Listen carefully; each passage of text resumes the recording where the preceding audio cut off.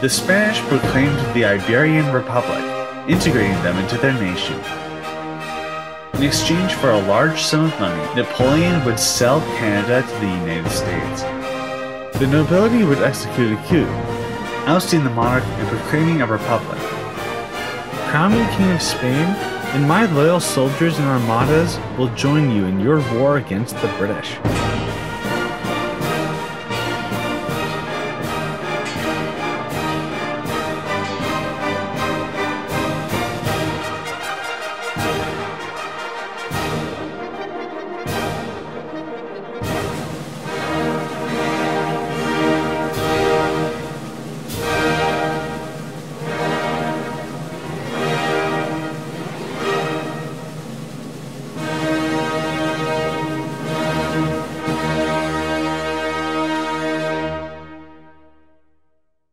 In our history, the French Revolution radically changed the world. Formerly unquestioned absolutist power was cast away as Europe would face decades of war. In this alternate timeline, this is still the case. However, the world is radically different. Our point of divergence in this timeline falls back all the way to the War of Spanish Succession. The Battle of Blenheim quickly ended the war, paving the way for the Bourbon dynasty in Spain to eventually become the kings of France as well, due to some suspicious deaths. Bavaria also became extremely powerful, eventually annexing what remained of the Habsburgs following Hungary's independence in the War of Spanish Succession. With the collapse of the Habsburgs, the Prussians were able to seize Silesia and participate in an alternate partition of Poland, giving them more land in the south as compared to our history. The undisputed hegemon of Europe, the Bourbon dynasty, controls the most land in the world. With territories in America, the Philippines, the Bourbon Empire is one which the sun never sets. However, this increased success of the Bourbon dynasty would not save them from the French Revolution. With no precedent against the nobility and their absolutist reign, their decadence would remain unchallenged, giving the people of France the opportunity to proclaim a republic through violent revolution. As we all know, the French Republic, and soon the French Empire under Napoleon, would be so close to uniting the entirety of Europe. However, the coalition of nations would eventually defeat Napoleon. With this incredibly distant point of divergence, the balance of power in Europe had already been skewed to such an extent that it left a huge power vacuum, big enough for Napoleon to dominate Europe. But would he succeed? Would this alternate geopolitical scenario give Napoleon enough of an advantage to be victorious where he historically failed? Will the Bourbons manage to stay relevant after an empire-collapsing catastrophe of revolutions in Europe? Would Britain resist the urge to cannibalize their greatest rival in the face of the Napoleonic conquest of Europe? While our point of divergence may have been in 1704, 1789 is where this story truly begins. Welcome to Project Bourbon. In our history, France faced the First Coalition, which encompassed nearly every one of their neighbors. While they would initially fumble, the revolutionary zeal of their soldiers would prove to give them an incredible advantage against their foes. However, there was one general who was undefeated as of yet, whose maneuver warfare defined war in this period: Napoleon. Born to a Corsican noble family, he became a French citizen after Genoa could no longer hold on to the island anymore. Initially very loathsome of French culture, he would adapt to the times as he rose in the ranks of the French army. Now, after the French Revolution had begun, he and his other generals were tasked with defeating their enemies. The French Republic had tasked several generals, including Napoleon, to manage a front line each. Jourdan would hold the Rhine, Moreau would advance in the Pyrenees, and Napoleon would invade Italy. In our history, Napoleon would manage to scourge through Italy, focusing specifically on reaching the bottom side of their enemy of Austria. In this timeline, Bavaria owns all of Austria, so the natural assumption would be that the French Republic's goals would be the same. However, Napoleon would instead be tasked with marching south and prioritizing the capitulation of the Bourbonic Two Sicilies. While the French mainland may have fallen to revolution, The Bourbons did not need to attempt another escape to their allies' lands, as they had the capability of continuing the resistance in their other crown lands of Spain and the two Sicilies. The royal family would vacate to Madrid, which essentially was their summertime capital, in order to reorganize the French and Spanish troops in order to destroy the revolutionary forces. However, the hardships that the royal family had put onto their peasantry was also emulated in Spain. Thus, the people of Spain would execute their own revolution. The Bourbon monarchy would have to, once again, quickly vacate to another region to continue the resistance. However, Napoleon had made quick work of Naples and was beginning to organize attempts to invade Sicily. As Sicily was deemed unsuitable for the counter-revolutionary effort, the Bourbons instead had to make the long trek to their colonial empire, scrounging up all the resources that they could muster.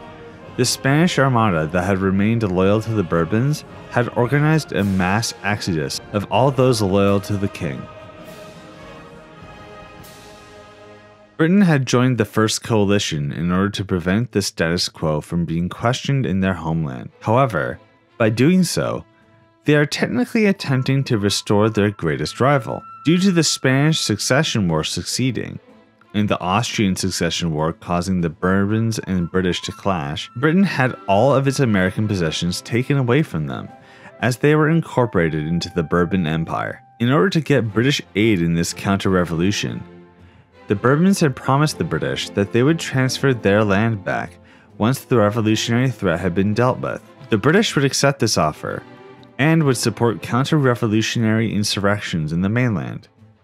This had also meant that the Spanish would be besieging Gibraltar in attempts to bring it back into their state. While the North American territories had fallen to local French colonial troops, Gibraltar had been managed to be claimed by the British and kept through the Spanish and Austrian succession wars. This is because of Gibraltar's amazing defensive terrain and British naval dominance preventing any sort of siege that couldn't be mitigated by the Royal Navy resupplying the garrison. The introduction of Britain into the counter-revolutionary forces had meant that Sicily would remain unconquered. The Bourbon exile government would still technically be in control, but it would be heavily garrisoned by the British. With Napoleon unable to organize a naval invasion, he would turn his eyes north in order to defeat the Bavarians. Venice had remained neutral during the War of the First Coalition. They were hoping that through neutrality, they would manage to prevent their destruction.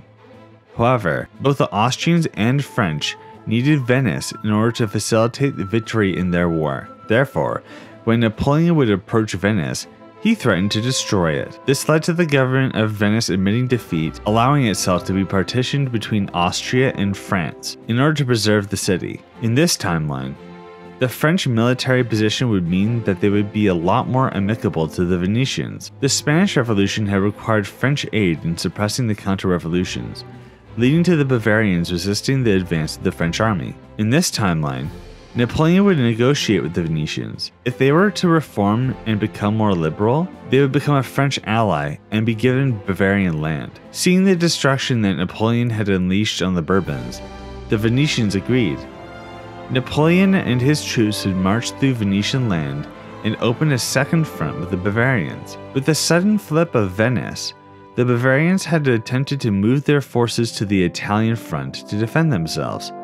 However, it was too late, and the Bavarian position was compromised. Bavaria would sue for peace, conceding territory to the Venetian Republic. With the British lacking any means of resistance after their mainland European territory of Hanover was captured, they too would sign a peace with the revolutionaries.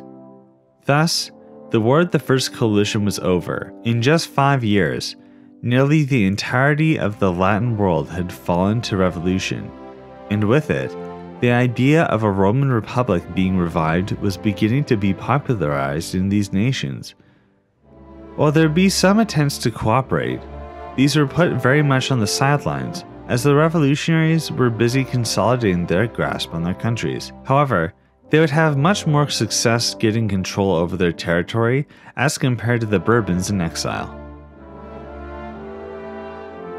With the end of the First Coalition, the exiled Bourbons had to face the reality that they may never come back home. While many would be eagerly attempting to consolidate their power in the colonies, this ambition of reconquest would not be shared by the locals. With the British occupying their old territories, the viceroyalties that had incorporated the conquests were now forced to give them up. The Bourbon dynasty looked weak and willing to sell out their own subjects for the comfort of their palaces.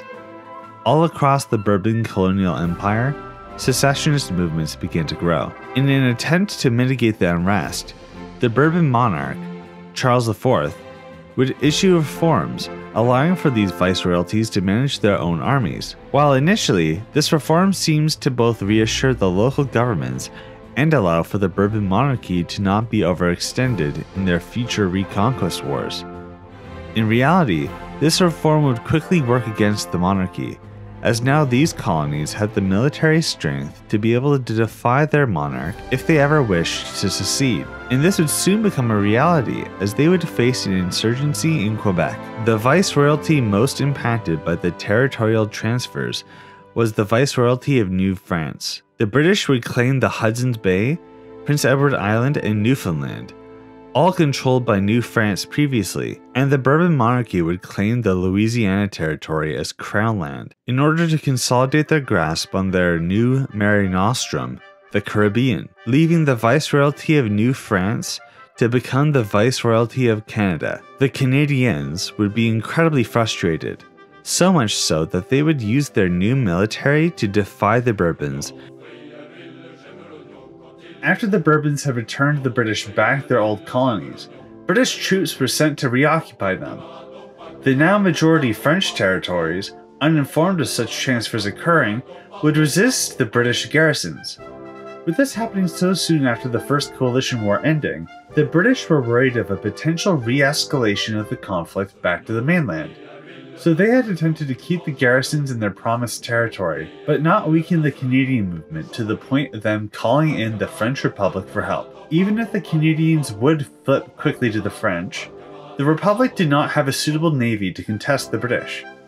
However, the Royal Navy couldn't be in two places at once. Any engagements that involved the Navy in America would give the French an opportunity to secure their foothold in the Mediterranean.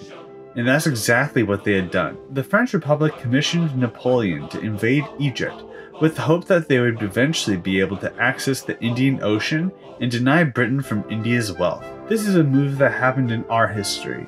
However, there are some significant ramifications now with our point of divergence.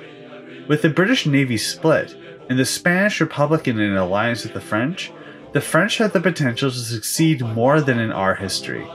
Due to Britain fearing overextending their navy and compromising the European theater, they would eventually sign a peace with the Canadians, allowing for Britain to retain its promised territories, but recognizing Canadian independence. This would allow for the British to prevent a French protectorate over Egypt, but put a significant strain on British-Bourbon relations. With the constant failures for the Bourbons to restore order in their colonies, and the lack of interest of Britain to continue propping up the ashes of the Bourbon Empire, it gave many anti-Bourbonic factions the courage to contest their hegemony. The United States of America was watching the events occurring so close to their lands, and many were eagerly wishing to expand their union and achieve their manifest destiny. The Americans had the Bourbons to thank for their independence, but it was clear that the relationship would not last. The Bourbons had thought they would keep a small client state neatly hugged on every corner of its empire, but the Americans had wanted to expand their influence. Many immigrants who had come to the USA had, without considering the borders, migrated into Bourbon land while still considering themselves American. These tensions would grow and grow until the Bourbon weakness was impossible not to capitalize on. The Americans had, earlier than in our history, occupied and annexed Florida. This move was a brazen act of expansionism and caused America to permanently damage their relationship with their first ally of the Bourbon Empire. However, the Americans wouldn't see it this way. Their loyalty was to liberty, and the French Republic had cast off the scourge of monarchy from their land. Therefore, the Americans would recognize the French Republic and work directly against the Bourbons. Bourbon and American forces would clash along their border, but as they did, The distant viceroyalties had sought their own independence. With the monarchy's soldiers spread thin, fighting against the Canadians in the plains and attempting to hold off further American advances, the incredibly geographically distant viceroyalties of Peru and La Plata were requested. However, seeing the writing on the wall for the Bourbons, and fearing indigenous uprisings if their armies were stationed far away, these viceroyalties would declare independence. While the viceroyalty of New Granada had more loyalty to the crown, they too would face insurgencies as revolutionaries like Simon Bolivar had begun acting against the monarchy. With no way of reasonably reaching these territories while at war with two major states in the north, the Bourbons eventually recognized Canadian independence and allowed for America to annex Florida. The Bourbons are truly facing a crisis that they could potentially never recover from. Is the Bourbon dynasty fated to die at the hands of their subjects all across the globe? The reactionary monarchies of Europe pondered the same questions, especially as the Revolutionary Wars would continue. During the First Coalition, the Portuguese monarchy had managed to hold on to their country despite the onslaught. After peace had been established, the Portuguese and Spanish armies were on high alert, waiting for an opportunity to destroy each other. Tensions between the two states eventually boiled over into what would be initially referred to as the War of the Oranges, but would soon escalate into the War of the Second Coalition. While Gibraltar would once again hold against the revolutionary forces, the Spanish army had gained enough strength to oust the Portuguese from the continent. Due to this, the Portuguese monarchy would face the same fate as the Bourbons, exiled into their colonies in America. After conquering Portugal, the Spanish proclaimed the Iberian Republic, integrating them into their nation. The United Kingdom of Portugal and Brazil would continue the resistance. However, the Portuguese and Bourbons had now shared the problem of liberal revolutions at home. With the Plata, Granada, and Peruvian independence revolts, these liberal ideals were beginning to fester in the Brazilians' lands, thanks in part to the Iberians and their covert support. The Bourbons once again offered more of their territory to a foreign power in exchange for their support, offering the Portuguese territorial concessions if they were to join in the destruction of these insurgents. The Portuguese would accept, and the South would soon face the combined forces of the Bourbons, Portuguese, and even the British. Yes, while the British had allowed Canada to gain its independence, their navy was no longer tied down, as Napoleon's Egyptian campaign ended in the same way it did in our history. Now that the British were able to participate again, they quickly seized the islands such as the Falklands from the insurgents, but would maintain an occupation of them. While this disturbed the Bourbon exiles, they were happy to have any and all help they could receive in quelling these revolutions. After the failed Egyptian campaign, Napoleon returned to France, where they were rapidly losing the war. While the Iberians had managed to neutralize Portugal, the French had been having more difficulty. The Venetians had been pushed back by the Bavarians and began marching into the client states of Italy. Realizing that the war could not be won without strong leadership, Napoleon executed a coup where he would eventually become first consul, essentially a dictator due to the strength of the position. He would soon organize a large army and facilitate the destruction of France's enemies. Just like in our history, Napoleon would cross the Alps, cutting off their enemies' supply lines and quickly destroying their army. Napoleon would handily destroy these forces, ending the Second Coalition. His authority was now unquestionable. With the French now at peace again, they had finally had the opportunity to invite the Canadians back into the Republic. Now, the French were not only the masters of Europe, but now they had a strong presence in America as well. The Canadians thought that they were going to enjoy the rule of brotherly kin from the home continent. They couldn't be more wrong. Napoleon, just like our history, proclaims himself Emperor of the French. With the support of the recently re-established papacy, he ended the revolutionary period by transforming France back into a monarchy. Despite Napoleon's gains in the New World, he understood that he would not be able to hold on to the distant colony. So, in exchange for a large sum of money, Napoleon would sell Canada to the United States. This way, he denied land from his enemies in North America, gained a large sum of money, eliminated a front line he could not support thanks to the lack of a proper navy, and it initiated yet another war between the Bourbons and the Americans.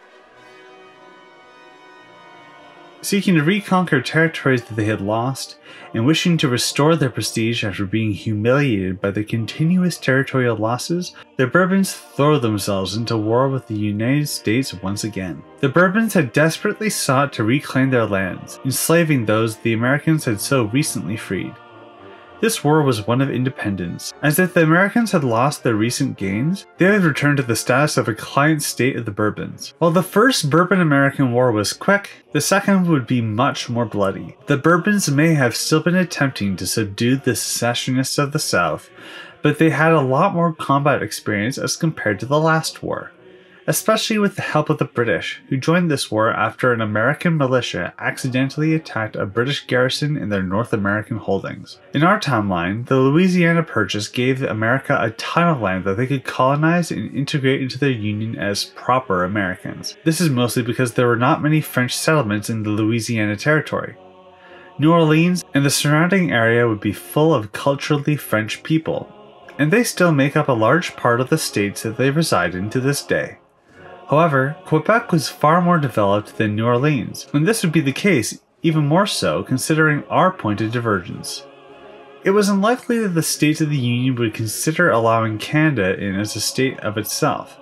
This is because the white, Anglo-Saxon Protestant states would not be a big fan of the Catholic French due to cultural and religious conflicts. There was another political element that was impacting America's policy regarding Canadian statehood: the slavery debate. As we know, America practiced in the slave trade. The issue of slavery was determined on a state-by-state basis as to avoid properly addressing the issue. The slave states feared that if there were too many free states in the Union, they would eventually overtake the slave states in influence and ban slavery. Due to geographical reasons, plantations which slaves could effectively work were warm, more southern states. While the Louisiana Purchase had afforded a lot of land for new slave states to spring, there was no land suitable for slavery in Canada. Therefore, the southern states would be heavily invested in expanding against the Bourbons in order to create more slave states. Due to these reasons, the anti-Manifest Destiny, anti-slavery, Protestant, and conservative Federalist Party would be anti-war with the Bourbons or British. These Federalists would even go so far as to convene regarding the potential secession of the Union in 1812. Since this war is occurring in 1803, it's too early for these sentiments to boil over. All of these factors would weigh into how the war would play out. While it was defensive, the slave owners could have an opportunity to perpetuate their institution, impacting the Canadian Territory's chance to become a full state, and the Federalists' willingness to participate in the war. The American president would attempt to keep the balance between these conflicting factions as the war continued. They needed a decisive victory, one that would give them an unquestionable advantage and afford them the ability to set the terms of their victory in a way that suits the Union best. This decisive victory would be gained if the Americans were able to seize New Orleans. The main battles of the war would all involve the Mississippi River in one way or another, but the only way the Americans could use the river to its full potential would be to seize New Orleans. New Orleans is the former capital of the Viceroyalty of New France. This is because of its incredible geographical position. The controller of New Orleans controlled the flow of trade and military logistics from the Caribbean Ocean through to the many tributaries of the Mississippi. The Bourbons and Americans were both incredibly aware of this fact, and a long, bloody battle to seize New Orleans would ensue. Napoleon was able to crown himself emperor because he re-established the papacy. While the revolution was ongoing, the Catholic Church had put their unwavering support into the Bourbon exiles. However, by overseeing the coronation of Napoleon, they have effectively broken their support of the Bourbons. Of course, the Bourbon exiles were furious. They claimed that the Napoleonic restoration of the papacy was illegitimate, and therefore his claims to the French Empire. Following this logic, the Bourbons had set up their own pope, claiming him to be the proper pope of Catholicism. The Catholic Church's holdings in the Bourbon colonies were quickly subsumed into this new Mexican church. In order to alleviate the transition of religious authority, the Mexican Pope had recognized the Marian apparition of Guadalupe as legitimate. Our Lady of Guadalupe was a Marian apparition that appeared to Native Americans in Guadalupe, who recognized her as the mother of the true God. This apparition was recognized in order to appeal to the populace, significantly endearing the locals to their new religious authority. While the subjects of the Bourbons would be pleased with this development, their allies of Brazil would be appalled. They may have recognized the Bourbon claim to France far more than Napoleon's, but by establishing their own pope and recognizing Marian apparitions, which is usually considered heretical, they had gone a bridge too far. The Portuguese exiles would break their alliance with the Bourbons, seizing the lands the Bourbons had promised them and recognized the independence of Peru and La Plata. Due to the Bourbons' preoccupation with the USA and their war, they had to recognize Peruvian and La Platan independence, and did not pursue any action against the Brazilians. They did manage to eventually suppress the Grand Colombian Revolution. Simón Bolívar would evacuate to Peru, where he would remain until another opportunity to liberate Latin America had presented itself. After Napoleon proclaimed himself French Emperor, the Iberian government was appalled. The previously united front between Iberia and France had become incredibly tenuous. If it weren't for the fact that Iberia had been at war with the Bourbons, British and Portuguese, they would have taken action to ensure the continued existence of the revolutionary effort in France. But even if they weren't diplomatically compromised, they were still mired by the internal instability issues. In Spain and Portugal, there were many who sought to re-establish their exiled monarchs, supported by the British and the Bourbon Portuguese exiles. Iberia would remain paralyzed diplomatically and militarily, as they sought to stabilize their young republic. The Battle of New Orleans raged on, with the fate of the continent hanging in the balance. The Bourbons would resist the advance of the Americans, but would soon be able to turn the tide, as reinforcements from the Viceroyalty of New Granada had approached the American front. Due to the bloodshed on both sides of the conflict, each nation was beginning to face yet more resistance. For example, the native Confederacy of the Great Lakes would take action against the Americans. Tecumseh was a prominent Native American who had championed the idea of a Native American Confederacy to halt the colonization of their lands and potentially expel the colonizers altogether. A demonstration of their anti-colonizer ideology is illustrated with the refusal of allowing for the Métis to join their confederation. The Métis are a people who live in the plains of modern-day Canada and the USA, whose heritage comes from intermarriage between the French settlers and local tribes. Tenswakata, Tecumseh's younger brother, had viewed the Métis with disgust due to their impure blood. This left the Métis isolated. While Tenswakata was anti-Métis, it's plausible that Tecumseh would see past their differences and invite them into the Confederation. In order to keep the Métis loyal to them, the Bourbons would grant them autonomy as civilized natives. While the Bourbons would be making these actions against the Native Confederacy, the British would support it.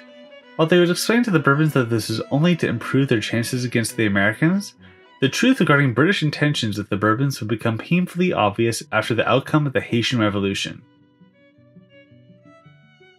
While the revolt would have been ongoing since the beginning of the Bourbons' exile, the Haitian Revolution had not been discussed as to properly examine the ramifications. Haiti used to be the most profitable colony of the French. This is mostly due to the fact that they had a severe amount of slaves in the sugar plantations. Eventually, the Haitians would liberate themselves and declare independence. In our timeline, this revolution had been occurring while the colony of Saint Dominique was technically a French Republican territory. However, the Bourbons had been facing several independence wars and foreign engagements with the French, Iberians, and Americans. This long guerrilla conflict would eventually end with Haiti controlling the entirety of Hispaniola, but the reason why this had been accomplished was due to the British and their interference. Once again, the British have intervened against Bourbon interests, allowing for their slaves to be freed and under British protection. There began to be a permanent distrust that the Bourbon subjects had for the British, and therefore the Bourbon monarchy itself. The Bourbon monarchy was completely dependent on the whims of the British and their support of their state. The Bourbon nobility began to chafe with the monarchy that they had sworn fealty to. These influential nobles would begin to scheme against their monarch, and eventually began to share the same ideas as the Peruvian and La Platans. The monarchy must be removed. The nobility would execute a coup, ousting the monarch and proclaiming a republic. the Republic of New Spain. The Republic of New Spain would sign a peace with the Americans, conceding land east of the Arkansas River, but maintaining control over New Orleans, and turning against the British. With the sudden complication of the mainland turning against them, the British had quickly signed a white peace with New Spain and America, allowing for the British to maintain their mainland American colonies. The Caribbean islands under Bourbon exiled control had become their new home, with the Bourbons changing their capital to Havana. The British had subjugated the Bourbons utterly. Once the revolutions of France and Spain were put down, they would gladly restore their rightful place in Europe, but the British Empire would claim their rightful place as the empire that which the sun would never set.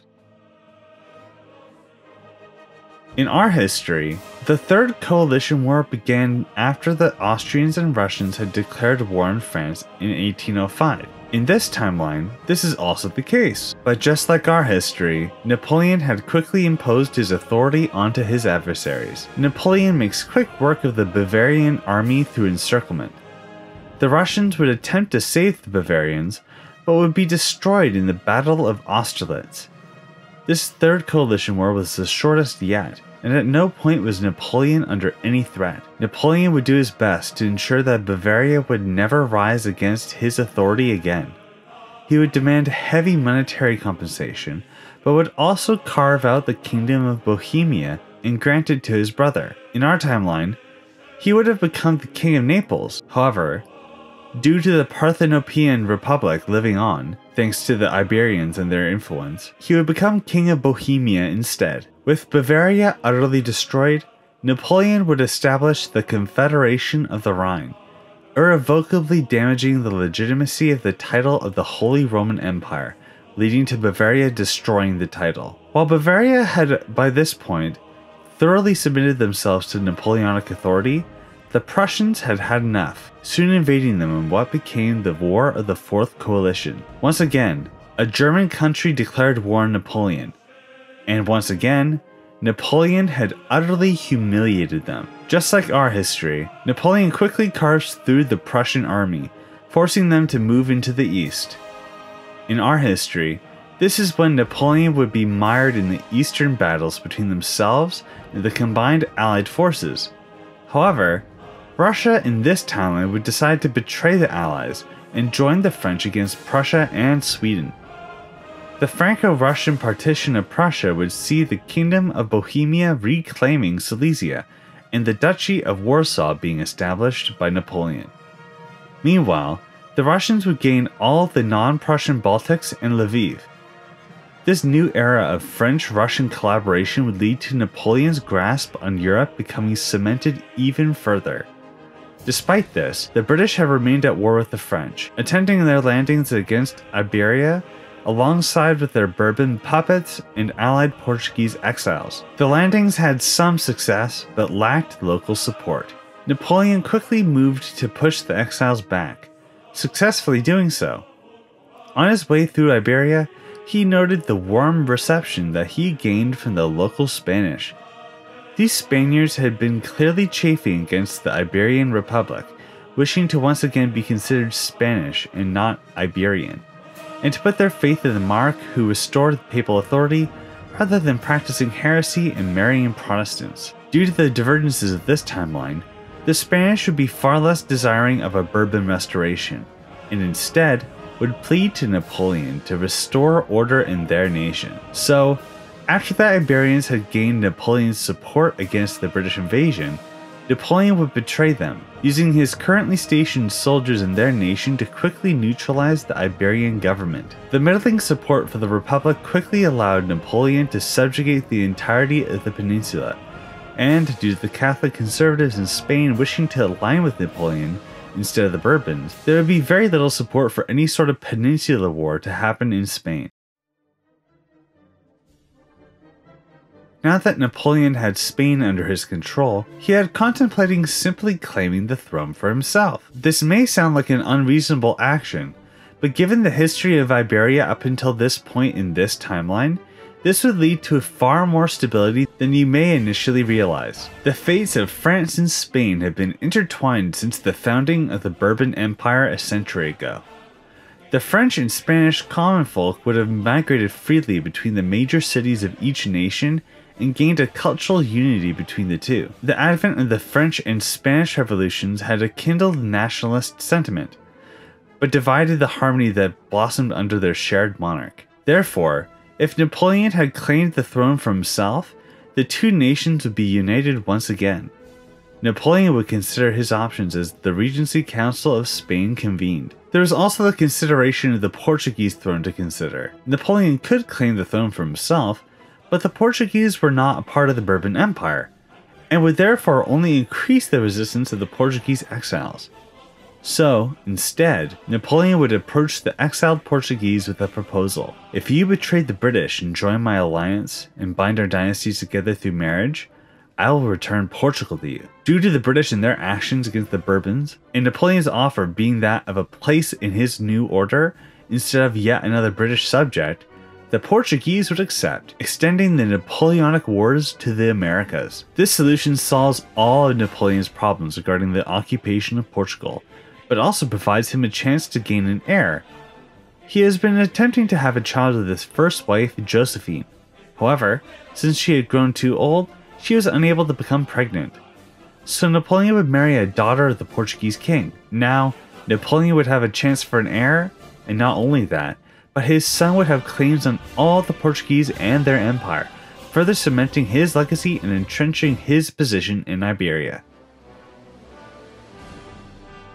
With the sudden flip of Russia and now Portugal to the French faction, the British were suddenly on the back foot. But despite all these betrayals, Britain still ruled the waves. They would be able to keep their sphere of influence in America with both the Royal Navy and the Bourbon Armada under their control. Napoleon was aware of this disadvantage, so he would attempt to perform economic warfare against the British by announcing the Continental System. The Continental System is something that Napoleon had enacted in our history and would serve the same purpose of this timeline: a continental embargo on British goods. No mainland European nation was to trade with Britain, or else they would face Napoleon's wrath. This had initially caused Britain to suffer economically. However, they resolved the financial issue by trading with other nations. In our timeline, this is effective, but in this timeline, there were far fewer nations willing to trade with the British. New Spain, Peru, La Plata, and the United States of America had strategic interests to distrust the British, especially since they controlled the Bourbon dynasty, who had wished to claim their old colonial territories, or the British held territories that those nations had already claimed. The British had to make some concessions in order to make up for the market access that they had lost in Europe. The main solution that they had undertaken was the integration of the Caribbean islands that were formerly Bourbon Crown land back into their empire, establishing the Dominion of the Caribbean. Despite the treasonous activity that this implied, the new Dominion was stable. It had integrated the British, French, and Spanish possessions of the region, and now, much like Canada in its early years, had a representative body which ensured that religious tensions between Protestants and Catholics would be mediated. This also included the gradual revocation of slavery. Overall, a much more moral society for the people of the Caribbean, rather than continued subjugation by Bourbon reactionaries. With this action, the British have secured their economy, but have spurned the Bourbons. The current leader of the exiles and claimant to the Bourbon Empire was perfectly content with this development. In our history, he was known for being a rather lame king who had no concern for ruling, rather liking to live in comfort. His son, however, was the opposite. He attempted to take the throne from his father prematurely through a coup. Whether this is out of a concern for the Spanish people or his own ambition is up for debate, but in this timeline he would be far more justified in establishing a resistance. After Britain's treachery against the Bourbon dynasty, the Crown Prince of Ferdinand, under the guise of simply stationing his troops, executed a coup in the crown lands of Sardinia and Sicily, proclaiming himself the rightful Bourbon Emperor. Ferdinand VII would declare repentance for his participation in the Mexican heresy, beg the Pope for forgiveness, and approach Napoleon with an offer. Crown me King of Spain, and my loyal soldiers and armadas will join you in your war against the British. Napoleon would gain greatly from this arrangement. Despite Napoleon's newest ambition of uniting all of Europe under his control, he would accept this deal, so long as Napoleon's recently born son be married to Ferdinand's daughter, Isabel, and the Kingdom of Spain to be considered an integral part of the French Empire. Ferdinand would accept these stipulations, swearing fealty to Napoleon. The Spanish Armada that Ferdinand had controlled soon linked up with the French Navy, as another siege of Gibraltar would ensue. After Napoleon had repulsed the British invasions of Iberia, Gibraltar was once again ready for a siege. However, with the defection of the renegade king, Napoleon had increased the naval capabilities of his nation to a level that was far beyond the British ever could have anticipated. In our history, Admiral Nelson orchestrated a brilliant victory at the British Navy against the Spanish and French Navy that decimated the Spanish Armada and secured Britain's naval supremacy for the rest of the Napoleonic Wars. Many alternate histories that have Napoleon winning have Nelson's Battle of Trafalgar being a British loss. The battle was truly that critical to the war effort. It goes to show logically that if Nelson was engaging the French fleet, the sudden introduction of a portion of the Spanish Armada would not have prevented this victory. However, there are several divergences that are going to significantly impact the outcome of this conflict. Nelson and the Bourbonic navies would have been working together ever since the Bourbons had been exiled. For this reason, the Spanish Navy would learn greatly from British naval tradition and doctrine, improving their naval capability and giving themselves an intimate knowledge of the British Navy and their operations. The British Navy would have been split apart, with far more hostile nations to consider. At the very least, the defection of the renegade king's armadas would impact their level of organization. And for the Spanish Armada that had remained on the side of the British, their loyalties will be tested once they see their brothers taking the side of Napoleon. Once they had the slightest idea that the heir to the Bourbon Empire defected to Napoleon, the Bourbon exiled commanders on the British side may suddenly turn on them. And that's exactly what happened. All of these factors would cause Nelson's Trafalgar to be a disaster for the British. Naval supremacy was now no longer solely in the hands of the British, and the Napoleonic faction would master the Mediterranean, as Gibraltar falls to Napoleon's forces. This alternate Battle of Trafalgar would cause havoc in London as they prepared for the worst, a Napoleonic invasion of Britain. However, Napoleon would not be able to push this advantage, for reasons that will be explained in a later chapter. For now, Napoleon would turn his eyes to the Mediterranean and attempt to solidify his position there. After Russia's partition of Prussia with France, the Russian-French alliance seemed permanent. However, after Napoleon had announced the continental blockade, the Russians had felt that this was unreasonable. British goods were highly sought after by the Russians, as Britain held many lands in India which produced the luxury goods that the Russian elite had coveted. Thus, Russia would not comply with the continental blockade, continuing to trade goods to Britain. Napoleon found the actions of Russia incredibly frustrating. However, the potential for Russia to continue to collaborate could be possible. France had the ability to provide Russia the luxury goods they sought through trade to Brazil. Therefore, if Napoleon were to offer some concessions to Russia, they may yet continue to partake in the continental blockade. In order to solidify Napoleon's grasp on Europe, he would propose to the Russians that they partake in another partition, this time against the Ottoman Empire. Now that the French had removed British influence in the Mediterranean, the potential for another Egyptian campaign was possible. Without the British able to reliably support the Ottoman Empire, and with Russian support, Napoleon's influence in Europe would increase. Russia would comply with the continental blockade, and prospective nations like Hungary would join the Napoleonic order. Hungary had sought to reclaim Greater Hungary by annexing the lands of the Kingdom of Croatia, which used to be a fundamental part of Hungary. Wishing to partake in this partition, Hungary would elect Murat to become their king, and join the Napoleonic alliance against the Ottomans. After Russia, France, and Hungary began their invasions of the Ottomans, the Egyptians under Muhammad Ali would revolt against the Ottomans. Ali was a very sharp man. Starting as a simple noble from Albania, he would eventually become ruler of Egypt through several complicated schemes. This leader of Egypt would also understand Napoleon's ambitions against the British. Therefore, he would offer a chance to collaborate with Napoleon's designs against British India in exchange for Egypt's independence. Instead of attempting to make a protectorate of Egypt like before, Napoleon would accept, adding yet another nation seeking to destroy the Ottomans. But that would not be all, as Persia would invade the Ottomans, seeking to claim land for themselves as the Ottomans lay stranded and without allies. With nearly all their neighbors at war with them, there was no chance for the Ottomans to resist. Thus, the Ottomans would significantly shrink in size. Russia had gained a satellite state, Dacia, formed from Moldavia and Wallachia. France had gained influence in Algeria and Tunis, but allowed Tripolitania to remain independent as a buffer state between themselves and the new ally of Egypt. Persia had gained lands in Iraq, which triggered the Iraqi Mamluks to revolt against the Ottomans for their cowardice. Such civil unrest would encourage the attacking powers to continue.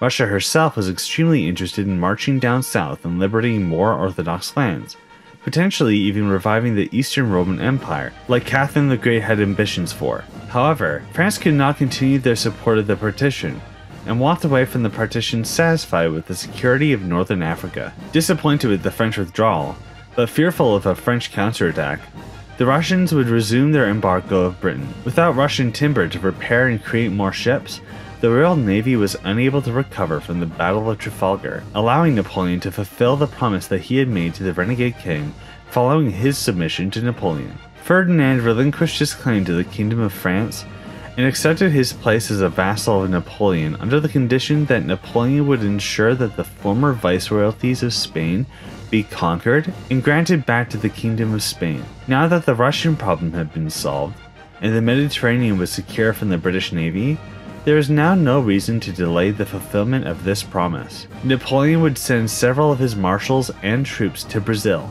where they would begin campaigns against the viceroyalties, starting with La Plata and Peru. After the French troops had reached Brazil, the Napoleonic invasion of South America would begin. But before we discuss the exact strategy of these troops, we need to catch up with these viceroyalties, as we have not explored the ramifications of their independence. La Plata would have remained mostly stable after their independence. Cisplatina, being directly controlled by Portugal, would restrict their ability to truly prosper, but Peru would have been having much more trouble. In our history, Peru was the most loyal viceroyalty of South America, being the last to defect from Spain following the Latin American Wars for Independence. This is mostly because of their fear of a native uprising if they were to declare independence. Due to the divergences of this scenario, Peru revolts anyway, but due to improper preparation, Peru's society had begun to deteriorate without its colonial overlord. This period of social unrest would give the natives of Peru an opportunity to declare independence. This situation had left Peru isolated, without any allies to support their suppression of the native insurrection. This gave Napoleon an incredible opportunity prior to his American invasion. He would, on behalf of Ferdinand VII, offer assistance with the suppression of the native insurrection for their subjugation to the Spanish king, and therefore the French Empire. They would accept, and French troops would begin moving in to suppress the native insurrections. This action of French troops beyond Europe shocked the world, and before the La Platans could react, the French had invaded La Plata through Brazil, resulting in their quick capitulation. The only remaining outpost of resistance to the Napoleonic alliance in South America would be Chile, who had used their expansive mountainous terrain to their defensive advantage. The sudden expansion of the Napoleonic Empire into South America had triggered the rest of the Americas to respond, as Napoleon's American campaign began. The Republic of New Spain, only recently beginning to stabilize after the nobility's coup, had suddenly begun to shatter. With news of Napoleon's invasion of La Plata and Peru, many feared that New Spain would be next. Soldiers would be stationed in New Granada, anticipating a Napoleonic invasion through Brazil. However, the treachery of the nobility would be New Spain's greatest adversary. Napoleon had extended an offer to the nobility of New Spain, who had recently begun chafing with the liberals who had entrenched themselves in their parliament. They could join the Napoleonic Empire, and despite Napoleon's initial vows of anti-slavery, would make an exception for these nobles. The nobility had facilitated the end of the monarchy in an attempt to preserve their slaves, much like Brazil in our history. So there were many nobles who would defect to the Napoleonic Empire, causing a civil war in New Spain between Ferdinand loyalists and the Republican center. The Napoleonic faction was hoping to be supported by the Napoleonic Navy. However, Britain would support the Republican forces as a lesser evil than the Napoleonic Empire's slow subjugation of the world. The soldiers stationed in New Granada would eventually lose ground to the Napoleonic forces, retreating to Panama, but allowing for the Napoleonic Navy to station themselves in the Caribbean Ocean, threatening the Dominion of the Caribbean and the Republic of New Spain. With the Napoleonic seizure of New Granada, America began preparing for war. The United States of America had not resolved its internal conflicts following the end of the Second American Bourbon War. They had gained land, but a minimal amount, and a majority of the land that they had gained was not suitable for slavery, which left the slave states fearing the destruction of the institution following the settlement of the Great Lakes. They would even half-heartedly subjugate Tecumseh's Confederacy in attempts to slow down the inevitable march of freedom. These slave states would begin to see Napoleon as the solution to the American way of life. The American president would declare their support for the Napoleonic Empire and invade the Federal Republic of New Spain. As America marched against New Spain, the Second Battle of New Orleans would ensue. The potential for America to seize the city was incredibly likely. However, a legend would rise in this battle. The relative of the Bourbon dynasty, Louis Philippe, would lead an army defending the city that shared the same name of his dynasty and miraculously pushed back the forces of Jackson. This overture would be auspicious for the American conflict, as the humiliating defeat of American forces in New Orleans would trigger the Federalist secession movement to gain significant traction.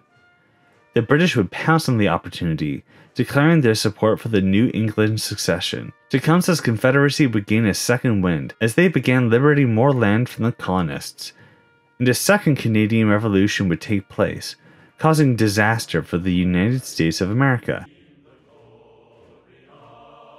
At this point in time, the Republic of New Spain was under the leadership of Simón Bolívar.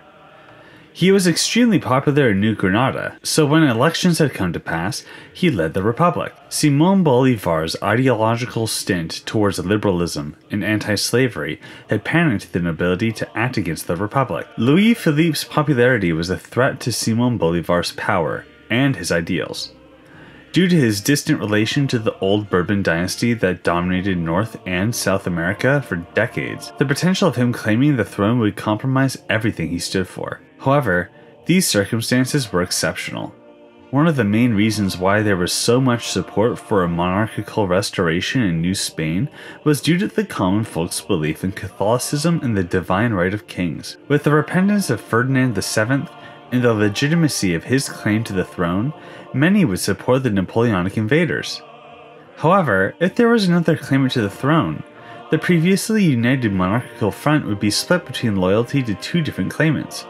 And due to Louis Philippe's recent victory against the Americans and his self-professed adoration of liberal ideals, crowning Louis Philippe king may be the best measure that Simón Bolívar could take to ensure that the light of liberalism in Latin America doesn't get subjugated by the enlightened monarchs like Napoleon. Thus, amidst all the chaos, the Mexican Pope crowned Louis Philippe King of New Spain. This monarchical position was very limited in its powers, having less power than even the British monarch did in this point of history. But a new king being crowned had the effect that Simón Bolívar had been hoping for. The previously united Fernandic front against New Spain shattered, as they bickered regarding who was more legitimate. Notably, the natives who appreciated the Mexican papacy would put their whole support behind the Kingdom of New Spain. Eventually, the Fernandic elements of New Spain would be expelled from North America. With New Spain now much more stable than they were before, they were able to organize a resistance to the American and Napoleonic fronts. The Kingdom of New Spain had attempted to reclaim New Granada through an invasion. However, they did not anticipate the arrival of Napoleon himself to the front lines. With Napoleon's military genius, he's able to prevent the capitulation of the Fernandic soldiers in New Granada and entrenched his coalition in South America. However, Napoleon and his military prowess were needed elsewhere, so he embarked on a journey to the United States of America, where he hoped to stabilize their front lines and ensure the victory of his forces. After the failed attack on New Orleans, and the sudden springing of several anti-governmental revolutionaries, the American government had quickly become overextended, calling on Napoleon for his support against the insurgents. Due to New England's secession, the American government would suddenly lean heavily upon the institution of slavery. The Federalist anti-slavery propaganda would lead to the American government seeing any form of liberation of the slaves to be synonymous with treason. Regardless of whether the New England succession would succeed or fail, the United States of America was now entrenched with regressive ideals. This hatred of freedom had even gotten to the point where the president had offered Canada to Napoleon in exchange for his assistance quelling the northern insurrections, gaining a direct border with an ally, and eliminating the possibility of Catholic, French, anti-slave states manifesting after the Canada Purchase. It is because of this amazing offer that Napoleon abandoned the Columbian Front.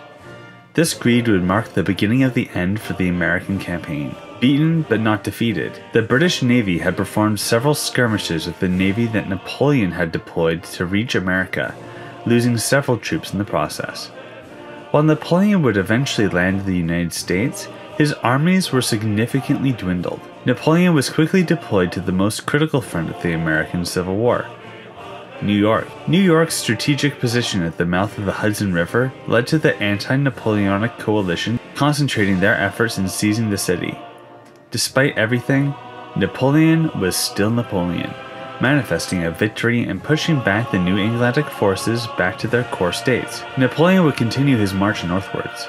He had hoped that he would be able to quickly quell the New England secession and reconquer Quebec for France, but it was in that moment that Napoleon had received word that Russia had begun an invasion of Poland. Due to Russia's dissatisfaction with the partition of the Ottoman Empire and Napoleon's preoccupation in America, Russia would meet with Britain, Prussia, and Bavaria in order to coordinate another coalition to hopefully demolish French ambitions of conquering Europe once and for all. Russia and Prussia would settle their differences and coordinate a strike on Bohemia. This would allow for them to link up with Bavaria before sweeping through Germany and striking Napoleon's empire at its epicenter, Paris. This sudden attack was completely unexpected for Napoleon. Thus, he would begin a journey back to Europe in secret, abandoning the American campaign. Napoleon had known that if he were to be seen abandoning the American campaign, his brother-in-law, Ferdinand, would betray him. Napoleon was already aware of this possibility, so contingency measures were taken to ensure his loyalty. Napoleon had ordered the French troops stationed in Spain to detain Ferdinand, restrict his communications to the rest of the kingdom, and ensure that his daughter Isabel remains out of Spain and held captive in France. These measures had prevented Ferdinand from executing any sort of organized resistance. However, once news of Ferdinand's detainment had reached the Spanish populace, they began rebelling. The resistance of these patriotic Spaniards would be few and far between, as Napoleon had gained more popularity in Spain than in our timeline. With the turmoil in Spain, the viceroyalties had sworn fealty to Ferdinand had become significantly confused regarding who to swear their allegiance to. They would eventually put their faith in Napoleon, but the armies of the Spanish loyalists began to turn on their French comrades, throwing Napoleon's armies in America into extreme disarray. This allowed for the Kingdom of New Spain to reclaim Granada. Peru would not last, as their native insurrections gained traction and independence. The remaining Spanish-majority Peru would swear fealty to Louis Philippe and join the Kingdom of New Spain.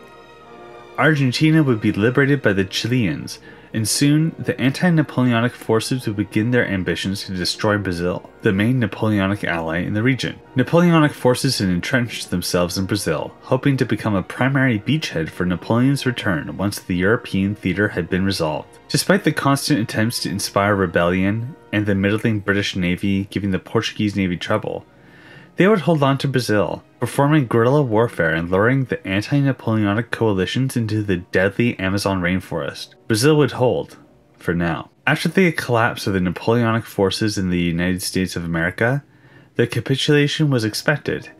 However, the stubborn Americans would continue heavy resistance. America knew that Britain could not afford to deploy their navy to blockade American ports after their defeat at Trafalgar, and would begin floating around the idea of a white peace with the British. Britain had desperately sought to weaken American power, so they would garrison New England and agree to a ceasefire, leaving the Americans to fight the new Spanish on their own. The coalition had expected Napoleon's American campaign to crumble with the Russian betrayal. The Napoleonic allies in the region would hold on, putting their faith in the ever-victorious Napoleon. However, Napoleon would not be so sure. On his way back home from America, his heart was wary. The victory that he had nearly attained had been compromised by the greed of his traitorous former allies. These betrayals would anger Napoleon, but truthfully, he would be terrified for the future of his empire, and the fate of his legacy.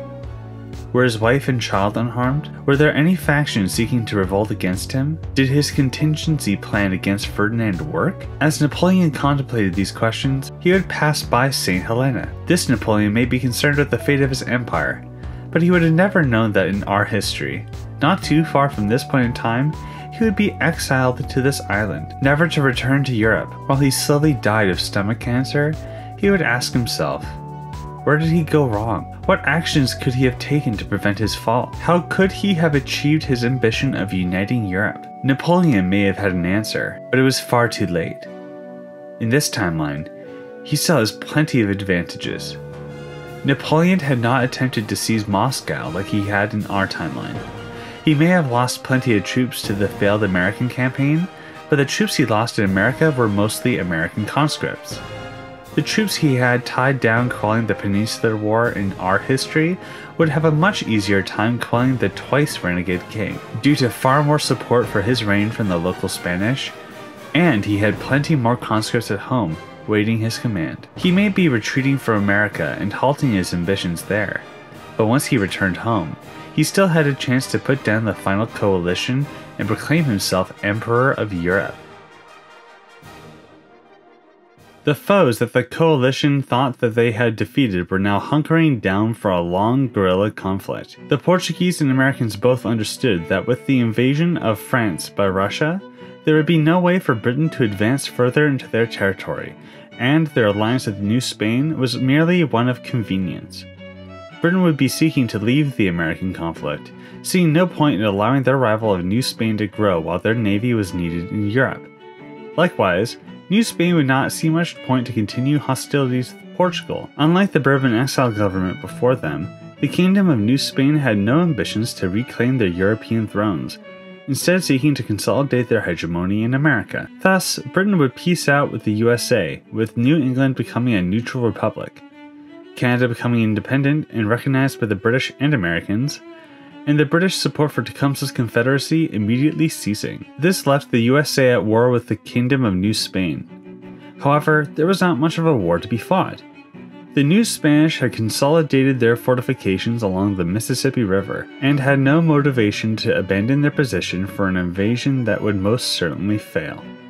So, instead, this conflict would slowly stagnate until the Americans would eventually return the lands that the New Spanish had conceded them following the Republican Revolution. And despite it all, Tecumseh's Confederacy would persist.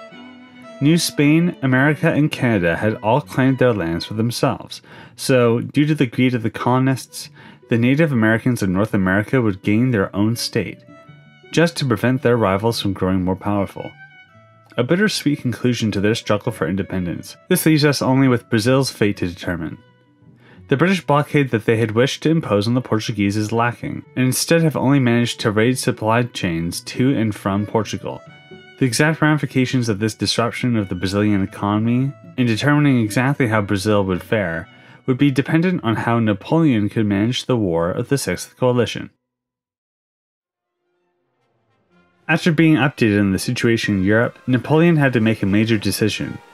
Does he focus his armies to pacify Spain, or does he attempt to halt the Russian advance through Germany before more nobles attempt to proclaim their independence? Napoleon ultimately decides to put down the Spanish insurrections. His presence in the peninsula alone is enough to quell the unrest in the region. This allows for Napoleon to easily consolidate the region for his future grandson, who would have become King of Spain anyway. The quick quelling of the Spanish insurrection had allowed Napoleon to gain more soldiers before advancing up towards the main bulk of the coalition's armies as they continued their advance towards Paris. Despite the advances of the coalition soon reaching the Rhine, Napoleon still refused to engage the main force. He would instead defeat more of his foes in detail, calling the North Italian advance. The remaining resistance cells of Ferdinand loyalists were quelled in Naples and Sicily, and Napoleon demanded the annexation of the Pope, uniting the peninsula under the Kingdom of Italy, adding yet more forces and furthering Napoleon's ambition to unite Europe. As the coalition forces breached the Rhine River, they approached the heartland of France herself. The calculated consolidation of Napoleon's Mediterranean crowns had afforded him the soldiers and resources that he needed to finally engage the coalition's forces. In a twist of fate that mirrors Napoleon's invasion of Russia in this timeline, the invading coalition forces became overextended. Their strategy had relied on Napoleon not returning to Europe, claiming the seat of his empire, which should have led to the empire's collapse. The attrition that they had faced marching towards Paris had now caught up to them, as the united forces of Spain, Portugal, Italy, and France had all engaged the Germans, Russians, Turks, and British. The Battle of the Nations would take place in Aachen. The city that Charlemagne, the grandfather of Europe, had groomed to be the center of his empire, would now be the battleground that would determine whether Europe would be united under French dominion or shattered among squabbling states. The Battle of Aachen would be a Napoleonic victory. The French had managed to secure the Rhine, preventing a majority of the coalition forces' ability to retreat, and once again gave Napoleon the edge in the conflict that he needed. He began marching back into the Confederation of the Rhine, cementing his position there once again. With the news of the Battle of Aachen being a French victory, the powers that had remained neutral had taken action. Sweden, under Bernadotte, had instead of joining the Sixth Coalition, waited to see how the situation had developed. Now that Napoleon was on the warpath once again, he would join against Russia, seeking to reclaim Finland and expand Swedish Pomerania. Egypt had also smelt blood in the water, and Muhammad Ali had begun an invasion of the Ottoman Empire, annexing each vilayet he could on his march towards Constantinople. Meanwhile, in Germany, Napoleon defeated Bavaria and Prussia and began carving up their territories. The Bavarians were incorporated into the Confederation of the Rhine, with the Austrian lands returning to the Habsburgs, and the Bavarians reduced back to their pre-Blenheim borders. Prussia would be eviscerated by the Napoleonic faction. Pomerania in its entirety would be granted to Sweden, the entirety of Prussia would be promised to the Duchy of Warsaw, and the remaining lands of Brandenburg were subsumed into the Confederation of the Rhine. With the introduction of the Egyptians into the conflict against the Ottomans, Napoleon would decide to march southwards, liberating his ally of Hungary. The Ottomans would bow out of the conflict with Napoleon, conceding Montenegro to them, releasing a rump Serbia to function as a buffer state between Napoleon's fear and the Ottomans, and recognizing France as the protector of the Ottoman Christians. Napoleon crossed the Transylvanian Alps, subjugating Dacia, before marching to Lvov and Warsaw, liberating the Duchy of Warsaw and elevating it into the status of a kingdom. Now, with all of Central Europe under his control, Napoleon would consider his options for invading Russia. With the addition of Sweden into his alliance, and the southern Balkan flank secured, there were now only two major adversaries to defeat. Russia, of course, and Britain. Both were extreme pains in Napoleon's side, and were equally dangerous to his hegemony. Britain has been a consistent antagonist against Napoleon's empire. At every turn, they have worked against him. Now, Britain would fear a Napoleonic invasion of the Isles daily.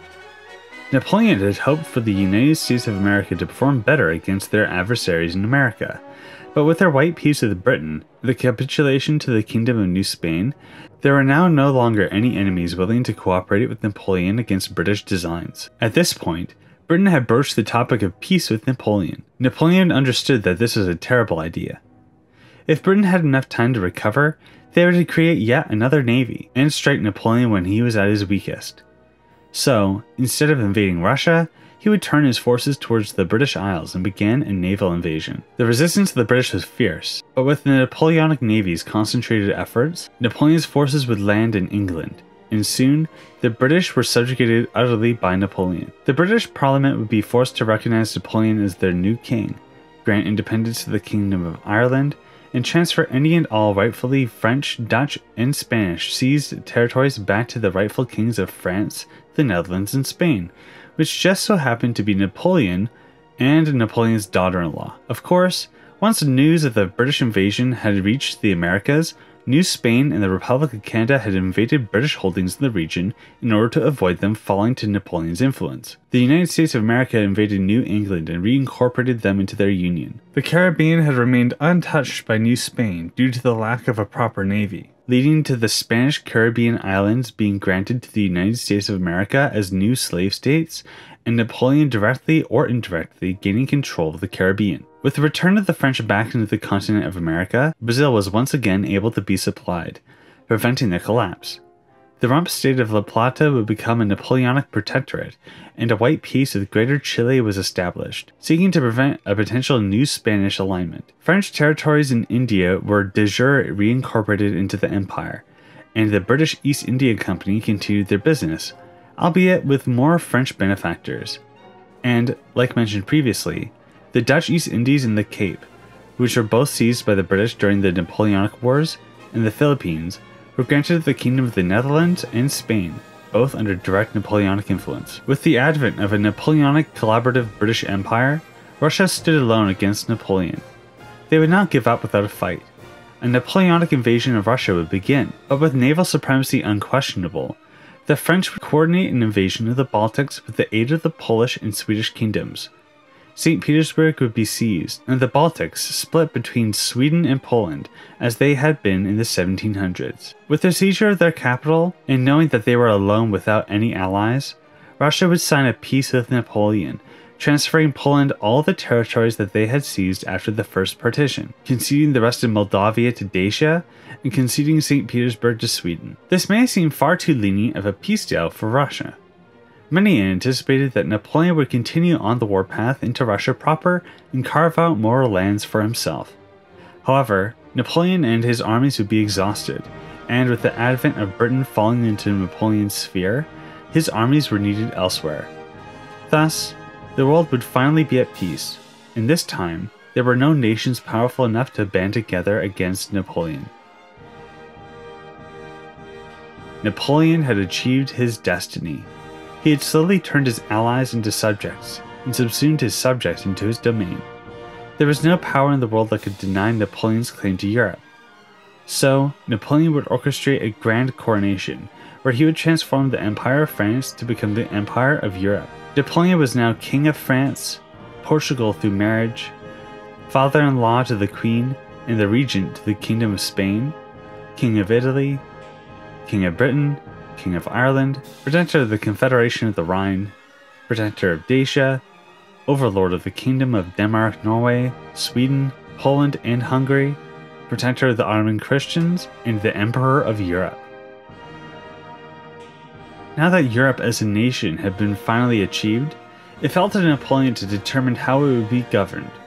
Countless cultures, religions, and languages and traditions have all been subsumed into a Franco-centric empire. The legal overhaul that it would take to properly administer an empire this size would be an insurmountable effort to achieve.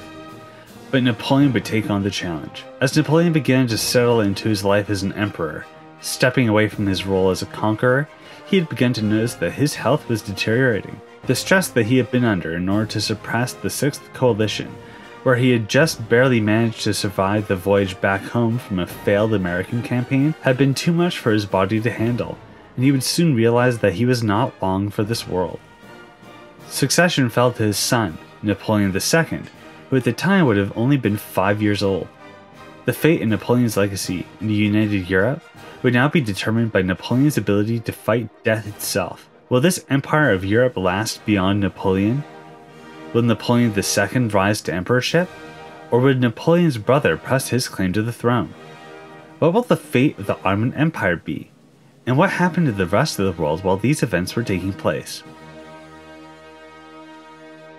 Napoleon truly was on top of the world, with an entire continent subjugated to his will. He had truly walked in the paths of Alexander the Great and Julius Caesar. He had risen from the ranks of a son of an inconsequential family to the overlord of an entire continent. He had conquered all of his foes, but despite it all, Napoleon was mortal. For all of his strength, power, and cunning, Napoleon could not conquer death. It's 1820, and Napoleon is stuck with an impossible decision to make. His son, Napoleon II, is only 9 years old. If he were to die now, his empire would be in the hands of an adolescent, and would surely fall apart as the bickering factions of the empire manipulate his son into obsolescence. Napoleon considered offering the throne to his brother, who would have had much more experience governing than a child. However, any sort of promising the throne to one other than his son would cause a succession crisis. It may destroy the empire that he tirelessly endeavored to build. Either option was equally terrifying to Napoleon. And all the while, he had to administer an empire which encompassed the entirety of Europe, all with different cultures and languages. Would Napoleon last long enough for his son to inherit? Will his empire of Europe hold? What has been happening in the rest of the world? Welcome to the epilogue of Project Bourbon, where we explore the ramifications of this alternate world. If you're watching this as part of the movie, I hope you've enjoyed so far. If you've clicked into this video, this is a multi-episode alternate history. You can watch it all as one movie, which will be inside the playlist, or you can watch them episodically. The choice is yours. Without further ado, let's explore the ramifications of this world. With a point of divergence so far back in time, it's hard to seriously comprehend exactly what would have been happening in the Indian subcontinent. The British East India Company would potentially not be able to conquer Bengal like they had in our timeline, due to the fact that they were allies of France. However, the more things change, the more they stay the same. After the Bourbon Empire was exiled, and the British slowly cannibalized their empire, Britain would gain the possessions that they had sought anyway. Britain would hold on to India, but once Britain fell to the Napoleonic invasion, the territories of India were restructured. Formerly French outposts and protectorates would be governed by France, and the British East India Company would continue to be administered by Britain, splitting the realm apart, but still controlled directly or indirectly by the European crown. This division of the colonial efforts of the Europeans in the subcontinent would give the Maratha Empire time to consolidate itself and prepare for any sort of invasion against their rule. The Marathas were highly divided at this point of history, with many historians referring to the Marathan Empire as the Marathan Confederacy. While the European administration may be as fractured as the Marathans, the European modernized armies could quickly subjugate India if given the opportunity. But due to the immense administrative strain, colonial efforts were put on hold until Europe stabilizes. A similar situation would be present in Indonesia, with the Dutch East India Company incorporating all other European holdings into its domain. The Dutch East Indian administration would be united, unlike the Indian companies, but would not be able to expand without European military aid, so they would await their opportunity to expand. Despite the long point of divergence, the history of China would not have been much different than our history. This is due to the Qing Empire's insistence on isolation with the rest of the world. Macau being in European hegemony would allow for Chinese goods to be accessible by the entire continental empire. But other than that, things would remain mostly the same. Due to the decline of Russia, the subjugation of the British Empire, and the acquisition of lands in Iran, the Safavid dynasty of Iran would be extremely well off. Europe would see Iran as a major ally against Russia, and would support their wishes to expand in order to strengthen them, rather than keeping them from expanding in order to prevent a European war, just like our history. The possibility of Iran fully uniting under the Safavids is incredibly possible, leaving the potential of an industrialized Iranian power to rival the Egyptians. Egypt would have been doing very well in this alternate history. Muhammad Ali had managed to modernize Egypt, conquer the Sudan, and was close to claiming the entirety of the Sublime Porte for himself. However, Napoleon would fear the ascension of the Egyptians, and would therefore enforce that Egypt cease hostilities with the Ottomans, lest the balance of power be disrupted. Egypt would settle with annexing only the Levantine Ottoman land, and establish a Kurdish buffer state. But there was now a clear conflict between the Egyptians and the Europeans. Napoleon would entrench the puppet state status of the Ottomans as more and more treaties are signed, giving the Christians of the Balkans independence and fealty to the European Empire. Despite Europe's continued expansion, the Egyptian state was beginning to rise to great power status, as more and more Arabian lords would align with Egypt, seeking a pan-Arab state. There were still some vestiges of European influence in the Arabian region, however, as the Bani Khalid Emirate had sworn fealty to the British during the Napoleonic Wars in this alternate history. Now, due to the unification of Europe, the Emirate was a protectorate of the Europeans. This protectorate was incredibly vital for European presence in the Indian Ocean and the continued support of their Iranian ally, who was a major point of resistance against any pan-Arabic ambitions of Muhammad Ali. Further to the sudden Egyptian-European Cold War, the French-influenced states in North Africa had become protectorates. Napoleon had sought to end Barbary piracy in order to ensure the safety of trade from Europe and the rest of the world.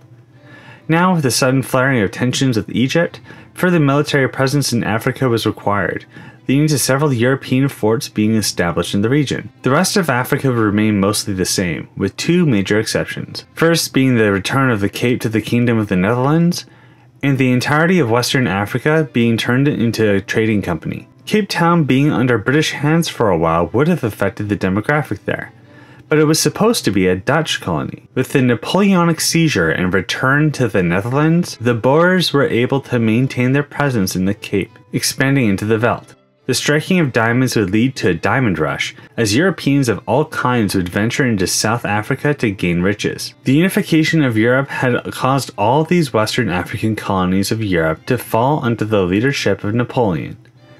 Therefore, they would be incorporated into a new company, the European West Africa Company, in order to facilitate trade with Western Africa and the rest of Europe. This, of course, would include slaves, who were imported to European colonies in America, where slavery was made legal by Napoleon. With the collapse of Britain, Napoleon had reconquered Hispaniola, and following Napoleon's historical re-legalization of slavery, would re-enslave the populations there. Due to Napoleon's influence in Portugal, Brazil was an integral part of the Empire of Europe. The potential for a second American campaign was always looming over the nations of South America.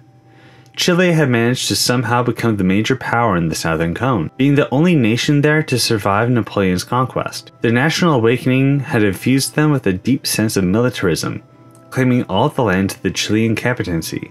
Some Chileans had even advocated for the restoration of the Bourbon monarchy in order to legitimize their claim to the captaincy and potentially lead to the rise of a new Bourbon Empire. For now, the native states of Aymara, Quechua, and Paraguay have remained untouched by Chile, New Spain, or Napoleon as convenient buffer states between each other. The Bourbon Empire moved to Mexico to stage a government in exile. They had time after time had their empire slowly reduced until they were delegated to the Caribbean.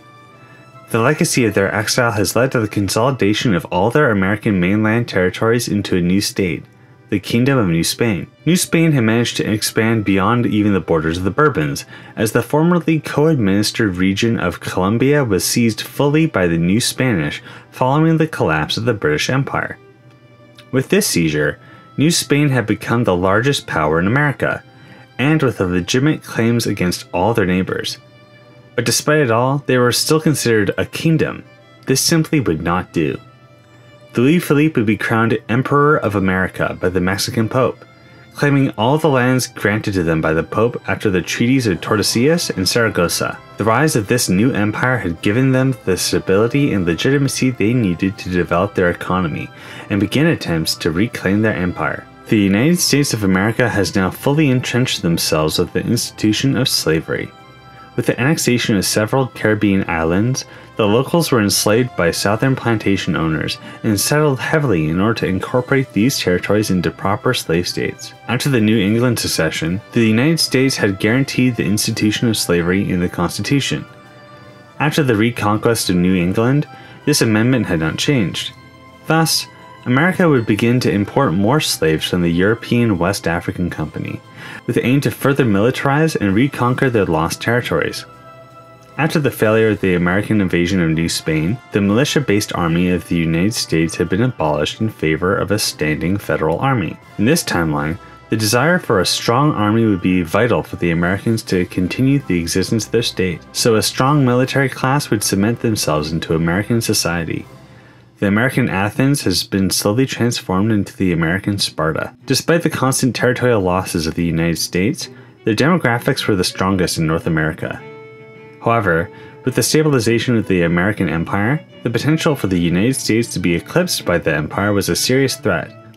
Therefore, the state would be seeking to strike the Empire when the time was right. With the seizure of British territories in North America, Canada had now been united under a Francophone majority. While the American Empire still had desires to claim their land, Canada and the American Empire both would fear the United States of America more, putting the potential Canadian-American Empire conflict on the sidelines for the time being. Due to Canadian ascendancy, they were able to incorporate the Métis into their state, as the Native Confederacy had shunned the Métis due to their heritage. The expansion of Canada would alarm the Empire of America, but feared the consequence of weakening Canada, as the militarized United States would surely pounce on any opportunity to conquer them. And all the while, between these three states was the Native Confederacy. Their previous benefactor of Britain had suddenly been subsumed in its entirety, and they would fear invasion from any of these three powers in the event of a great North American war. The continued existence of a Native American state was heavily dependent on fluid diplomacy, as they swore allegiance to all three of the states privately, and in the event of war between the three states, the Native Confederacy would be prepared to invade the obvious loser in order to ensure their continued existence. Napoleon's Europe was prosperous, but significant socio-economic deficiencies had caused the Republicans and others in his domain to migrate to America. The Spanish have mostly migrated to Chile and the Empire of America. The French had migrated to Canada, And the German and Anglo-Saxon Protestants would move into the United States of America, strengthening these states and weakening Europe. Despite Napoleon's best efforts to ensure the prosperity of his realm, they were significantly overextended, and with no sign of stabilization in sight.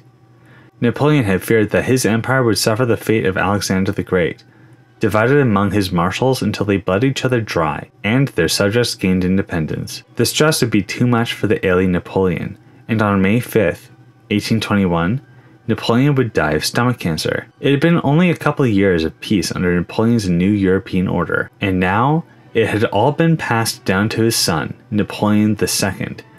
At barely 10 years old, the eaglet is now the overlord of all of Western Europe. Shortly after Napoleon's death, Napoleon's brother, Joseph, claimed that Napoleon had promised the empire to him, citing his son's unpreparedness. This succession crisis manifested into an armed struggle. Eventually, Napoleon II would vacate to Portugal, and following a Republican revolution, was subsequently exiled to Brazil, where his loyalists would station themselves, plotting a reconquest. The irony of exile to America was not lost on the American Empire, and began diplomacy with Brazil, yet to determine whether they would support the eaglet or expel Napoleonic forces from America with force. With news of an armed struggle in Europe, the numerous anti-Napoleonic organizations would revolt. In an early springtime of nations, the Portuguese Republican Revolution would proclaim the Second Iberian Republic, and Bourbon loyalists would revolt in Spain, seeking to break free from Napoleonic hegemony. Britain would be overtaken by Chartists, who revolted against the Napoleonic Kingdom of Britain. Joseph Bonaparte would offer the former kings of Britain and Hanover the throne in exchange for their loyalty, leading to a Republican monarchical civil war in Britain. The Germans would be inspired by this event, with several nationalist revolts erupting in the region. The high-influence states bordering the European Empire break free. Russia would invade Poland, seeking to reconquer their territories. This Russia would be far more successful and modern compared to our timeline, as the Decembrists had succeeded in their revolution. This republic had endeared the former Russian territories to their side, with the potential of a resurgent Russia extremely likely. Whether Russia would remain a republic or transform back to an empire, like what had happened to France, would be up to the Russian people and their desire for liberty. Denmark-Norway would sign an agreement with Russia and would begin their ambitions to unite Scandinavia as they invade Sweden, and Russia marches to reclaim St. Petersburg. Italy begins to shatter back into small states, with the most successful independence revolt being the Republic of Sicily. Hungary and Dacia begin fighting, and the Slavic territories of Greater Hungary begin their struggle for independence. The European protectorates of North Africa begin shattering as local insurrections begin pushing back Europeans to their fortifications. Seeing their weakness, Egypt marches into the Bani Khalid Protectorate and seeks to incorporate Tripolitania into their state, allowing them to link up with the North African rebellions. The Marathan Empire begins wars of reconquest against the European outposts in the subcontinent, seeking to unify India under their control. And last but not least, Australia starts a Republican Revolution. Napoleon's legacy shatters with his death. The Republican-turned monarch now suffered the downsides of the monarchical institution as the succession crisis threatened to destroy his empire. His brother rules France with an iron fist and begins to attempt to reform the European empire into more of an institution rather than an empire itself. These efforts seem in vain, however, as a seventh coalition of republicans begins to shatter the hegemony that they had enjoyed. Another member of this seventh coalition would be Napoleon II, the eaglet, who has been exiled to Brazil. This Napoleonic Brazil would incorporate the La Platan autonomy directly into their domain as they began preparations of war between themselves and Greater Chile. Further to their nationalist ambition, Chile began preparing a total conquest of the southern cone of South America. Would Napoleon II, the eaglet, return home? Or would he forge a new empire of his own in South America? Will the dream of a united Europe survive? Or would the idea fade away once the separatist rebels succeed? Will the Empire of America work with or against Brazil? Would the United States of America, with their militarist focus, be able to achieve their manifest destiny? Or would their embracement of the institution of slavery lead to another civil war? Would this civil war be of freedom and slavery? Or would it be a war of emancipation of the enslaved? These questions are truly impossible for me to predict. However, this scenario is too interesting not to continue in some way. So, I've decided to open it up to you, my community, for another nation roleplay. That's right, Project Bourbon NRP, Napoleon's Legacy, is now live for you to play. Join the Discord, link in the description to register your nation or join as a moderator. Shout out to Enzo Rafael Souza Silva, Louis Avant, Grud, Kaiser Gaming, and Jubs for being channel members. Thank you so much for your support. If you want to have your name shouted out at the end of my video, please consider supporting the channel by getting a membership. Thanks again to my community for your help with flags and lore suggestions. I'm really looking forward to seeing what you do with this scenario. I hope we all have a good day. Bye bye. Bye bye. Please subscribe.